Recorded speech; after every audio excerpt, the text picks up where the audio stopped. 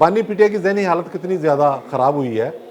आज शेर अफजल मरवत जब जेल में गए हैं तो उन्होंने बड़े गुस्से का इज़हार किया। उन्होंने लिख के दिया जेल हुकाम को कि ये मेरे वकील ही नहीं है, इनको एंट्री ना होने दें। आज जब गौहर खान गए हैं इमरान खान साहब से मिलने तो बाहर आके उन्होंने कहा जी कि बानी पीटीआई ने ऐलान कर दिया है कि मुज़ाकरात ख़त्म किए जाएँ। हुआ ये है कि जब पीटीआई को पता लगा कि हमारे मुतालबात पूरे नहीं होंगे और रिजेक्शन हुकूमत की जानब से आएगी तो ये 100 डंडे और 100 गंडे खाने वाली बात होगी, जिसे हम कहते हैं उर्दू में 100 जूते 100 प्याज। बुनियादी नुकता ये था कि पीटीआई अपने बानी की रिहाई चाहती थी। पहले उन्होंने कहा जी वो 26वीं आईनी तरमीम वापस ली जाए, हमारा मैंडेट हमें मिलना चाहिए, इस तरह के मुतालबात सामने आए। बाद में पता लगा कि मुतालबात ये वाले पीछे चले गए हैं और उन्होंने मुतालबे अब ये सामने रखे हैं कि जुडिशल कमीशन बना दें 9 मई के वाक़यात पर और जो कुछ 24 से 27 नवंबर तक हुआ उन वाक़यात के बारे में। हुकूमत में भी बड़े समझदार लोग बैठे थे। उन्होंने कहा कि असल बात तो सामने आएगी नहीं कि ये एनआरओ मांग रहे हैं या नहीं मांग रहे। हुकूमत में शामिल सियासी जहनों ने बड़ी चाबकदस्ती का सबूत दिया। उन्होंने कहा जी आप लिख के दें मुतालबे अपने। पीटीए वाले अब इससे कन्नी कतरा रहे थे। वो नहीं चाहते थे कि ये बात सामने आए कि हम अपने बानी की रिहाई चाहते हैं।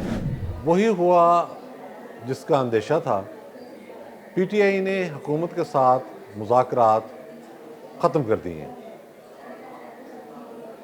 यकीनी तौर पर यह एक मुस्बत पेशरफ्त थी कि मुज़ाकरात के ज़रिए मुल्क में जारी सियासी अदम इस्तेहकाम, जिसमें बुनियादी किरदार पीटीआई और उसकी सरगर्मियों का है, उसका हल निकालने की कोशिश की जा रही थी और इस हवाले से बातचीत शुरू हो गई। बुनियादी नुकता क्या था? बुनियादी नुकता ये था कि पीटीआई अपने बानी की रिहाई चाहती थी। वो ये बात सामने लाने पर तैयार नहीं थे। पहले उन्होंने कहा जी वो 26वीं आईनी तरमीम वापस ली जाए, हमारा मैंडेट हमें मिलना चाहिए, इस तरह के मुतालबात सामने आए। बाद में पता लगा कि मुतालबात ये वाले पीछे चले गए हैं और उन्होंने मुतालबे अब ये सामने रखे हैं कि जुडिशल कमीशन बना दें 9 मई के वाक़यात पर और जो कुछ 24 से 27 नवंबर तक हुआ उन वाक़यात के बारे में। अब मामला ये है कि हुकूमत में भी बड़े समझदार लोग बैठे थे। उन्होंने कहा कि असल बात तो सामने आएगी नहीं कि ये एनआरओ मांग रहे हैं या नहीं मांग रहे। जो बात ये कह रहे हैं उस पर हम अगर इनकार भी कर देंगे तो असल मामला फिर भी सामने नहीं आएगा। हुकूमत में शामिल सियासी जहनों ने बड़ी चाबकदस्ती का सबूत दिया। उन्होंने कहा जी आप लिख के दें मुतालबे अपने।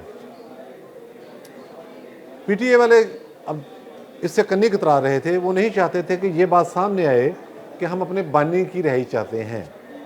लेकिन जाहिर है जब प्रेशर बढ़ा तो उसके बाद मुज़ाकरात से निकलने की सूरत भी कोई नहीं थी, रिलीफ भी चाहिए था। अली मोमिन गंडापुर राब्ताकार भी थे, फिर उन्हें लिख के देना पड़ गया। इस तरह हुकूमत की ये चाल कामयाब साबित हुई। उसमें मुतालबा ये था कि बानी पीटीआई को रिहा किया जाए, नंबर 1। नंबर 2, पीटीआई के जो लोग गिरफ्तार हैं उनको रिहा किया जाए। उसके साथ फिर आगे 9 मई और फिर 24 से 27 नवंबर तक जो वाक़यात हुए उनकी तहकीकात के लिए जुडिशल कमीशन बनाया जाए। तो ये बात तो सामने आ गई कि बानी पीटीआई अपनी रिहाई चाहते थे। ये पहला एजेंडा था। इसको पूरा किसने करना था? अदलिया ने। उसकी रीज़न ये है कि बानी पीटीआई सिर्फ गिरफ्तार नहीं है, उन पर सिर्फ मुकदमात नहीं चल रहे, वो सज़ा याफ्ता भी हैं। अब ये सारा मामला अदालतों के ज़रिए होना है। उनके जितने कारकुन गिरफ्तार हुए हैं उनमें सज़ा याफ्ता भी हैं।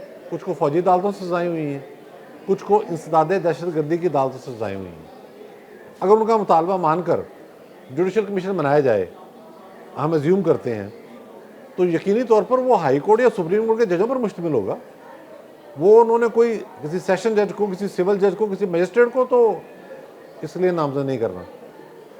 अब जब अल्लाह अदलिया का जज एक मामले की तहकीकात कर रहा हो तो जिन लोगों को सज़ाएँ हो चुकी हैं, जिन लोगों को ट्रायल चल रहे हैं मुत्तहिदा अदलिया में, उनके मुकदमात की कानूनी हैसियत क्या होगी? ये अपनी जगह एक तमाशा बन सकता था। बुनियादी मुतालबा उनका यह था कि बानी पीटीआई को छोड़ दो। वो मामला भी अदलिया के जरिए होना था।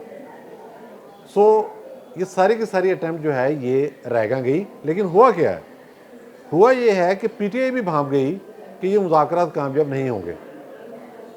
जैसा कि मैंने पहले आपको अर्ज़ किया था कि 3 दिन पहले पीटीआई ने एकदम कहा, ये मुज़ाकरा चलने थे 31 तक का टाइम पीटीआई ने दिया था कि 31 जनवरी तक हम वेट करेंगे, उसके बाद अगले लाएअमल का ऐलान होगा।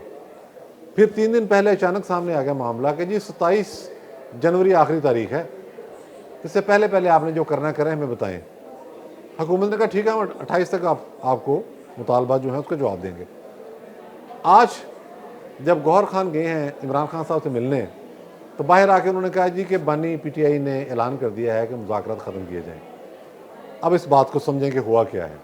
हुआ ये है कि जब पीटीआई को पता लगा कि हमारे मुतालबात पूरे नहीं होंगे और रिजेक्शन हुकूमत की जानब से आएगी, तो ये 100 डंडे और 100 गंडे खाने वाली बात होगी, जिसे हम कहते हैं उर्दू में 100 जूते 100 प्याज।